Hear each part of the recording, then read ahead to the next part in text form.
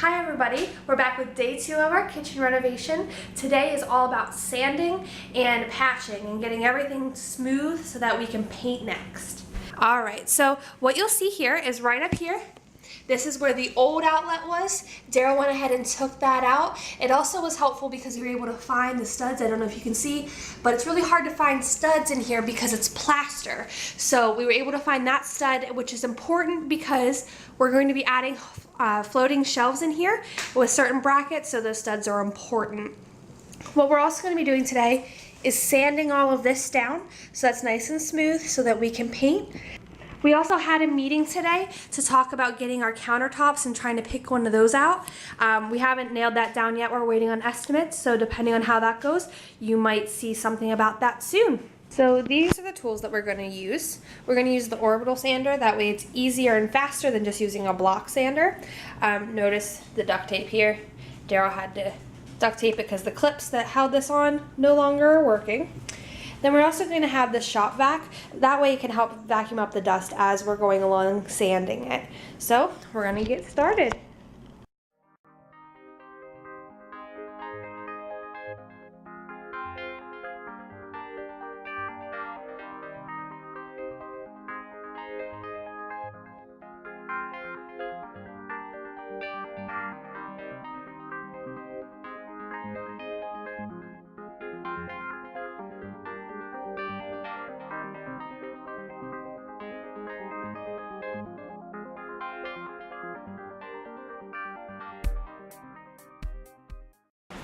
Okay, so we're done with our first round of sanding. We're gonna have to do a little bit of touch up. Some areas are still a little bit low. So we're gonna have to go back through with plaster and then sand, but I'm gonna show you what's done so far. Went through here. You can still kind of see a peek through, but this is now really, really smooth. So we're just gonna have to go through and touch up like small bits like right here. It's hard to see, it's just lower than everything else. So even that out. See close up. This is all the original brick stuff. That's kind of like what's down here. This is really gross. That's all glue from the cabinets when they last did them. But we found while we were doing this that right behind here is more of that brick, which is unfortunate because I really would love to keep it kind of like it's showing over here. We're painting this all white, and so I wish I could keep it over there as a backsplash, but unfortunately it's all ruined with glue and everything. So we've gone ahead and sanded that, and we're gonna end up pulling these off, re-gluing them so that we put the backsplash on top of that. All right, so next step is the outlet. Okay, first step to fill in that outlet hole, we have a piece of drywall here. Daryl's gone ahead and measured it so that it fits for the outlet, and he's going to cut it. And then once he's cut it, we'll show you the next step. Okay, so the next step is going to be covering that outlet with that piece of drywall that Daryl just cut. He's going to be using his drill over here, drill bits, these screws here. And what he's going to do is he's going to go up here into this outlet.